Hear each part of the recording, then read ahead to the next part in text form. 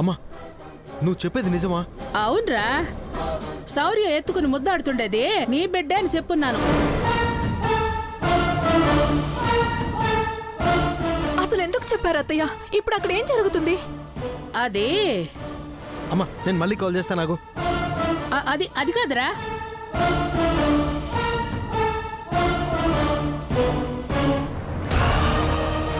ఆ శౌర్య గుర్తొచ్చి సంపద భయపడ్డట్టుండది. సాయం అన్నాడు, ఏందో చెప్పలేదే.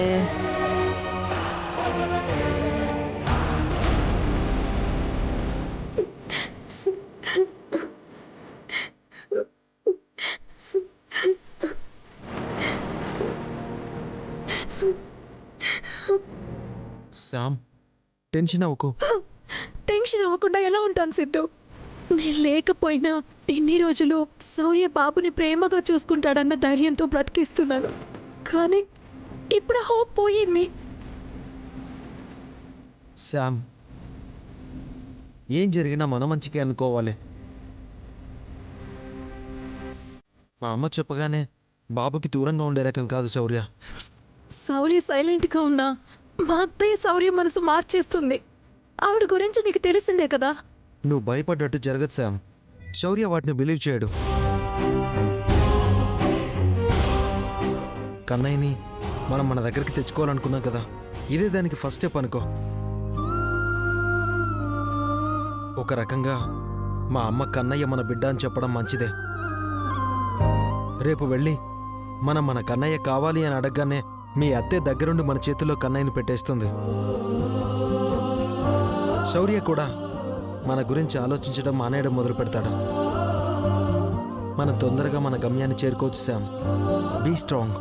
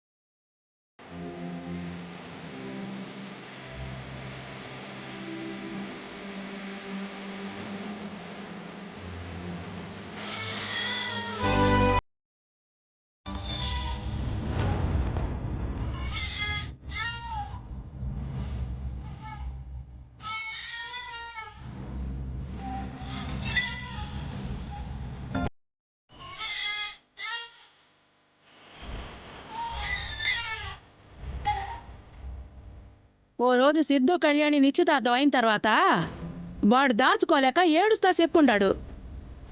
సంపద కడుపులో పెరుగుతుండేది నా బిడ్డ మాని మాని మాని.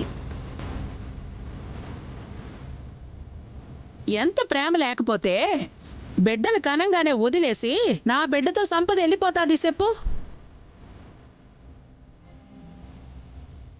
నా బిడ్డ నీ భార్య వెళ్ళిపోతారని నీ ఇంట్లో వాళ్ళకి ముందే తెలుసు. అట్నే వాళ్ళకి వీడు నీ కొడుకు కాదు సిద్ధు కొడుకు అని కూడా తెలుసు.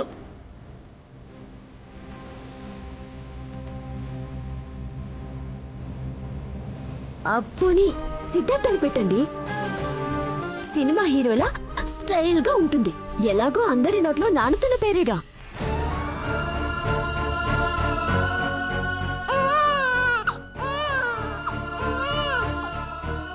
ఆఖరికి బాబు విషయంలో కూడా నాకు టార్చర్ చూపిస్తున్నావు సంపద. ఎవరెవరు ఏవేవో అంటున్నారు, నమ్మలేకపోతున్నాను. మళ్ళీ నిజమేమోనని సందేహం. నువ్వు అలా చెయ్యవనిపిస్తుంది, కానీ వదిలేసి వెళ్ళిపోయావు కదా, ఆ విషయంలో నేను అనుమానించాల్సి వస్తుంది. నాకేం అర్థం కావడం లేదు. కనీసం నువ్వు నాకు దొరుకుంటే అన్నిటికీ సమాధానం దొరికేది. కానీ చాలాసార్లు దొరికినట్టే దొరికి నువ్వు మిస్ అవుతున్నావు. నువ్వు మిస్ అవుతున్న ప్రతిసారి నా మీద నాకే కోపం వస్తుంది. నాకు ఏ నిర్ణయం తీసుకోవాలో అర్థం కావడం లేదు. శౌర్య, ఏంట్రా పిలుస్తుంటే ఆక్కుంటే వచ్చేసావు? హాస్పిటల్కి వెళ్ళావు కదా, ఏమైంది?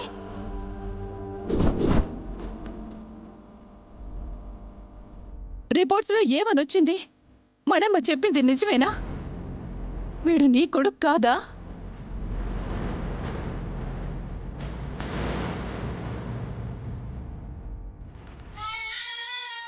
అత్తయ్య, చిన్న పిల్లాడత్తయ్య, పాపం నీ కొడుకే కదా అని అడగాల్సింది పోయి నీ కొడుకు కాదా అంటే ఏంటి? కన్నయ్య ఆఫీసర్ కొడుకు కాకూడదని మీరు కోరుకుంటున్నారా? నువ్వు అడ్డుగోలుగా రాకు.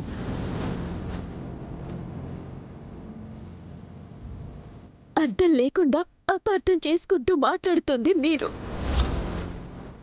ప్రేమగా చూసుకోమని చెప్పాల్సిన మీరే కన్నయ్య మీద ఆఫీసర్ మనసులో విషబీజాలు నాటుతున్నారు. ఎవరైనా ఎప్పుడైనా తప్పు జరగకూడదు, అంతా మంచి జరగాలని కోరుకుంటారు. కానీ మీరేంటో, మీ విధానాలేంటో నాకు అస్సలు అర్థం కావడం లేదు.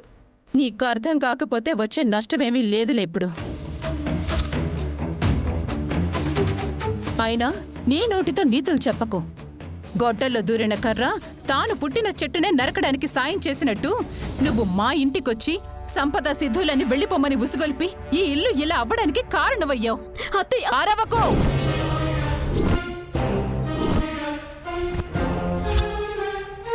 నువ్వు వరిచి నా మీద ఆధిపత్యం చెలాయించాలని చూడకు. నేను మొదలు పెడితే తట్టుకోలేవు. సౌర్య, నువ్వు చెప్పు. హాస్పిటల్కి వెళ్ళావు కదా, రిపోర్ట్స్ ఏమని వచ్చాయి? రిపోర్ట్స్ రేపు వస్తాయమ్మా.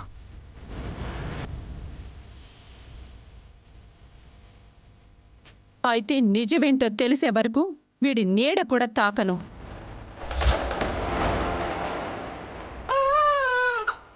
రేపు రిపోర్ట్స్లో ఏం వస్తుందో తెలియదు కదా. ఇప్పటి నుంచే నువ్వు పెంచుకున్న ప్రేమను తుంచుకుంటూ ఉంటే మంచిది సౌర్య. లేకపోతే నువ్వే బాధపడతావు.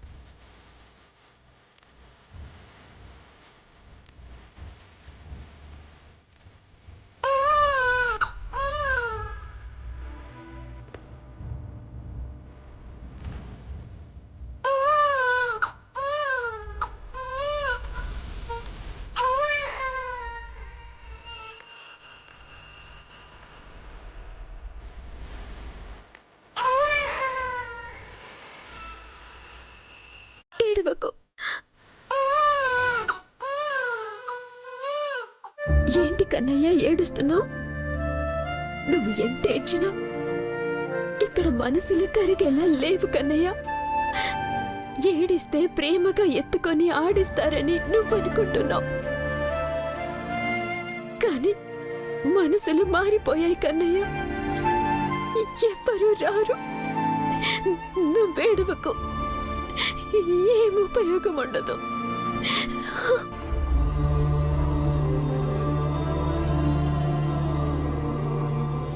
మనసులో ఉన్న ప్రేమని ఎవరు అన్న మాటలు ఆపుతున్నాయి. వాళ్ళు నీకు తోడుగా లేకపోతేనే నీకు నేను, నాకు నువ్వు తోడుందాం. నిన్ను ఎవ్వరూ ఈ ఇంటి నుంచి దూరం చేయలేరు. నిన్ను అనాథగా మిగలనివ్వను.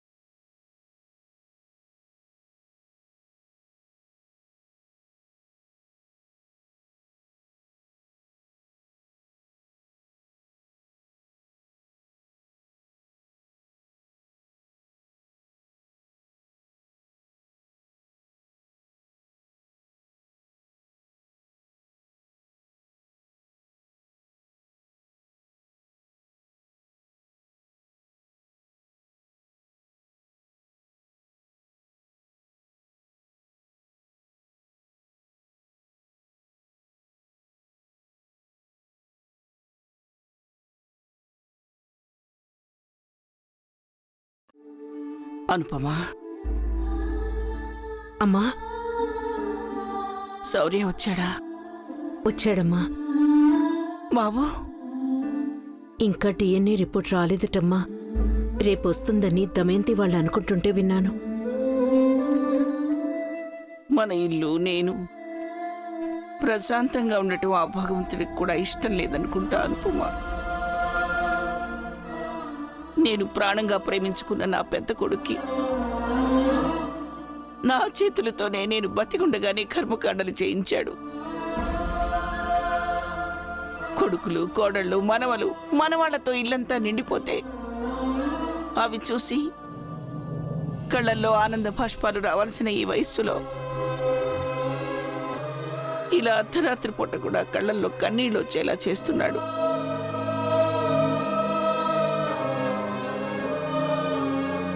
ఈ వయసులో కూడా శివయ్య ఈ పరీక్షలు ఎందుకు పెడుతున్నాడో అర్థం కావటం లేదు. బాధపడకు శివ. బాధపడకుండా ఎలా ఉంటానండి?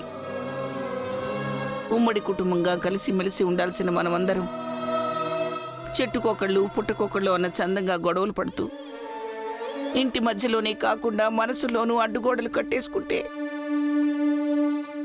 అమ్మా, అందరికీ ధైర్యం చెప్పే నువ్వే ఇలా అయిపోతే మేమందరం ఏమైపోతాం చెప్పు? మా నానమ్మ, తాతయ్య ఉన్నారు, వాళ్ళు చూసుకుంటారు అనే ధైర్యం కళ్యాణిలో ఇంకా ఉంది. కానీ మిమ్మల్ని ఇప్పుడు ఇలా చూస్తే కళ్యాణి తట్టుకోగలదా? ఈ ఇల్లు నిప్పులు గుండంగా మారి నీ కాపురాన్ని దహించి వేసినప్పుడు నీకు న్యాయం చేయలేకపోయాను. మళ్ళీ ఇప్పుడు 18 ఏళ్ల తర్వాత నా మనవరాలికి అదే సమస్య వస్తే చూస్తూ ఉండిపోయాను. 4 కన్నీళ్లు బొట్లు రాల్చడం తప్ప ఏమీ చేయలేకపోతున్నాను.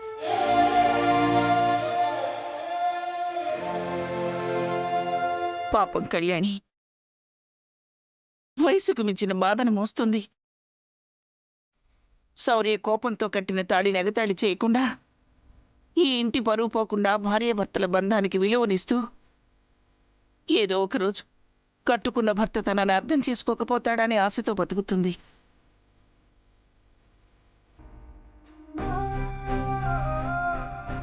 తనకు పుట్టని బిడ్డని తన బిడ్డగా అనుకొని ప్రేమగా చూస్తూ ప్రేమగా పెంచుకుంటుంది. ఈరోజు శౌర్య దమయంతులు ఆ ప్రేమను దూరం చేయాలని చూస్తున్నారు.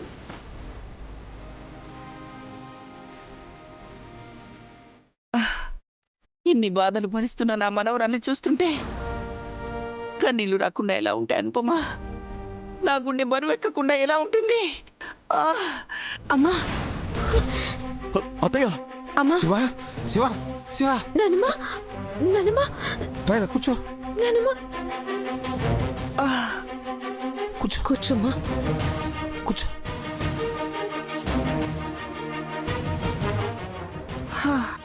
అనుపమ, డాక్టర్ ఫోన్ చేయి. ఆ,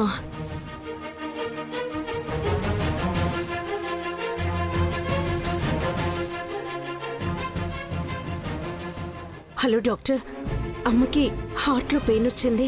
అవునా? నేను ఇప్పుడే వస్తున్నానమ్మా. త్వరగా రండి. అలాగే. నానమ్మా, ఎక్కడికి?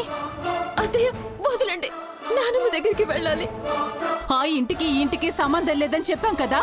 నువ్వేమైనా డాక్టర్వా వెళ్ళి చూడ్డానికి? దమయంతి, కళ్యాణిని వదులు. నేను వదలను. వెళ్తే అక్కడే ఉండిపోవాలి.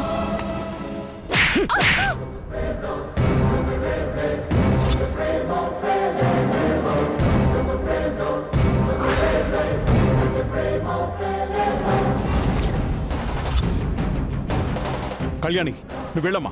ఎవరాపుతారో నేను చూస్తాను.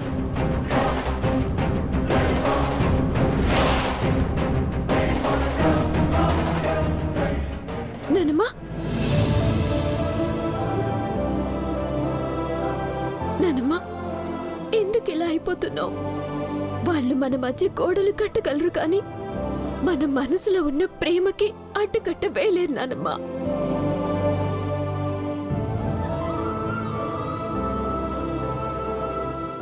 దేవుడు అన్నీ చూస్తూ ఉంటాడు.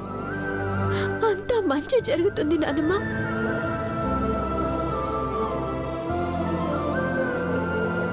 చూడు, అది ప్రేమంటే. ఒకరి కోసం ఒకరు బ్రతకడమే జీవితం అంటే. ముందది తెలుసుకో. ఆవిడ కన్న కూతురువేనా నువ్వు? నువ్వు నీ కొడుకు గుండెల మీద తన్నడం వల్లే ఇప్పుడు మళ్ళీ అత్తయ్యకి గుండె నొప్పి వచ్చింది. అత్తయ్యని అలా చూడగానే కన్న కూతురు నువ్వు తల్లడిల్లి అందరికంటే ముందు నువ్వు వెళ్ళాలి. కానీ కళ్యాణి వెళ్తుంటే అడ్డుపడుతున్నా. మనిషివేనా అసలు నువ్వు?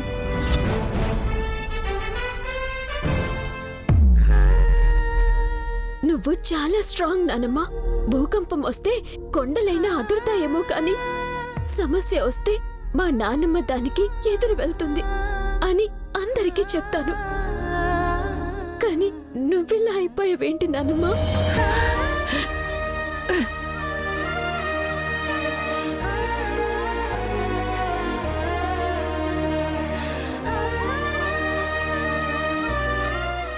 నిన్ను ఆనందంగా చూసేదాకా నాకేం కాదు కళ్యాణి, నాకేం కాదు.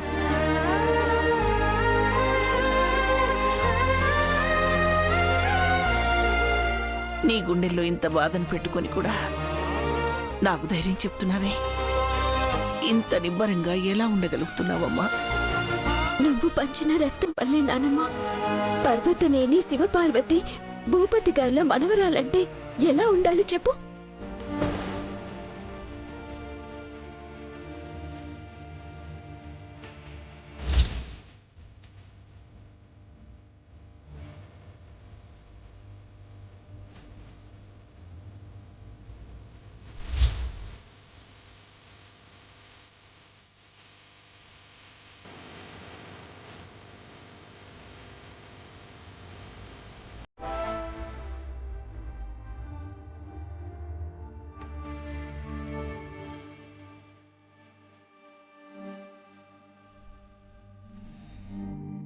కళ్యాణి, నిన్ను చూస్తుంటే 18 ఏళ్ల క్రితం అనుపమ చూస్తున్నట్టుంది. అదే గుండె ధైర్యం, అదే ప్రేమ.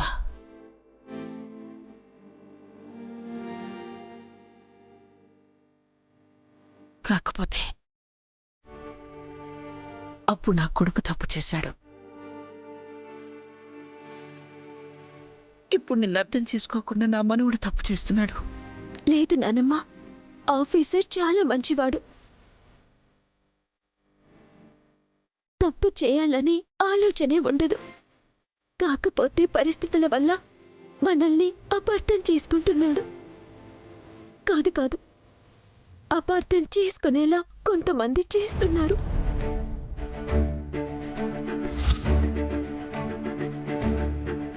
కానీ ఏదో ఒకరోజు నిజం తెలుసుకుంటారు నానమ్మ. అప్పుడు మీరే అంటారు ఆఫీసర్ అంత మంచివాడు ఉండడు అని.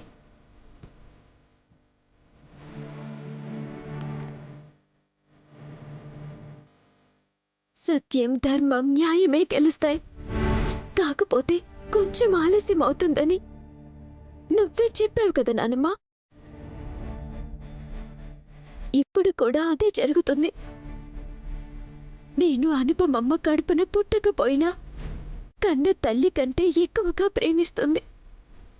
నేను కూడా తనని అలాగే ప్రేమిస్తాను నానమ్మ.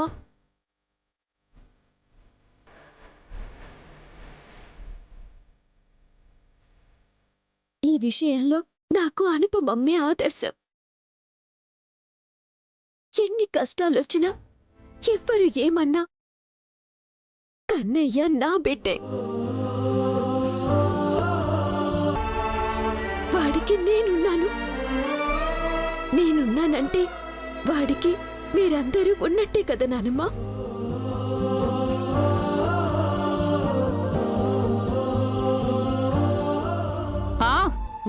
ఉన్నట్టే. రేపు డాక్టర్ ఇచ్చే రిపోర్ట్స్ లో వాడు శౌర్య కొడుకు కాదు, ఆ సంపద వెదవ సిద్ధుగడి కొడుకు అని తేలని. అప్పుడు వాడు గడప దాటే లోపలికి కూడా రాడు. రోడ్డు మీద విసిరేస్తాను. కాకులే వచ్చి తీసుకెళ్తాయో కన్ను తల్లే వచ్చి తీసుకెళ్తుందో నాకు అనవసరం.